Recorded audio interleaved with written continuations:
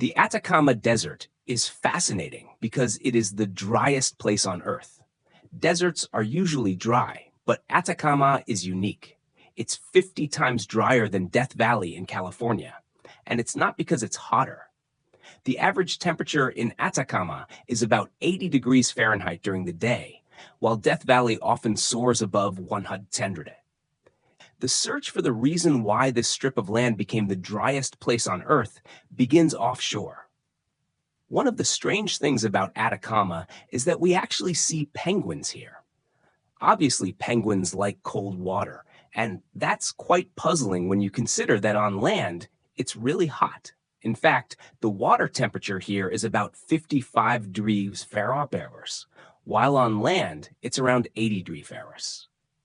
These penguins were first described over 200 years ago by the explorer Alexander von Humboldt. While traveling along this coastline, he was baffled by the enormous diversity of marine life. Measuring the water temperature helped him find an explanation. The water was 20 degrees colder than expected, ideal for marine life such as penguins. Centuries later, meteorologists began to wonder whether this cold water belt, called the Humboldt Current, named after the explorer, might be the reason Atacama is the driest place on Earth. John Huston.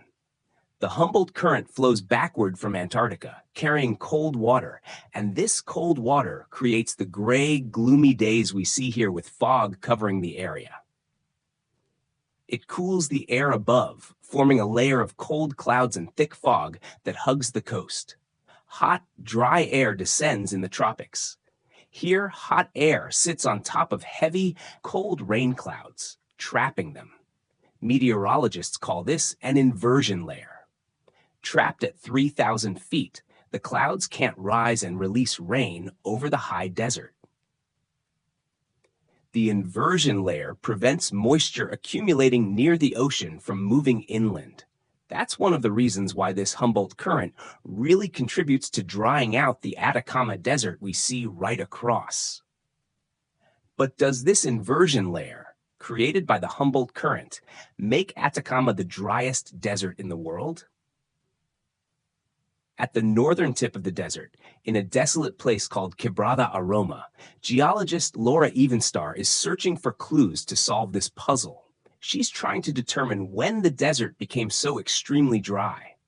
Other deserts like Mojave don't get much rain, but when they do, it's dramatic. Storms bring heavy rains and flash floods, but not here in Quebrada Aroma, where it's now completely dry. One way to determine when there was last enough rainfall to cause flash floods is to figure out how long the rocks have been sitting there undisturbed. What we have here is like a miniature demonstration of what happens if we start getting large amounts of rainfall. Here's our rainfall here.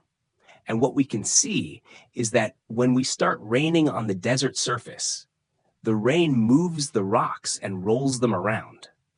Then when there's no water, the rocks just sit there and don't move. The surface of Quebrada Aroma is scattered with rocks, so she's breaking them open to reveal evidence of the last time water flooded the landscape. What we do is crack them a little and check if they are very dark, and hopefully we can see some black minerals. That's what we're looking for. The tiny black crystalline minerals, known as pyroxenes, are crucial evidence because, like tiny geological clocks, their chemistry changes as they're exposed to cosmic radiation over time.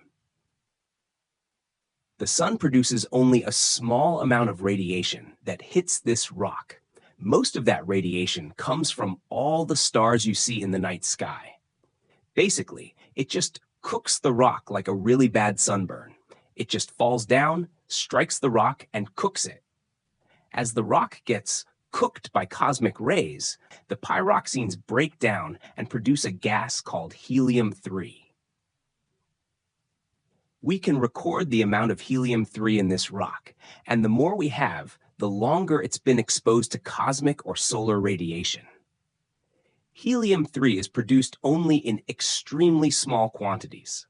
So Evenstar brings her samples to a laboratory 7,000 miles away in Glasgow, Scotland.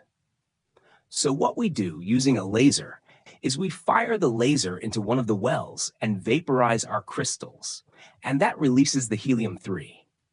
The helium-3 then travels through all this complicated machinery and finally runs through a mass spectrometer. By analyzing this data, she can determine the last time the rocks were moved. The oldest sample we've recorded is 23 million years old.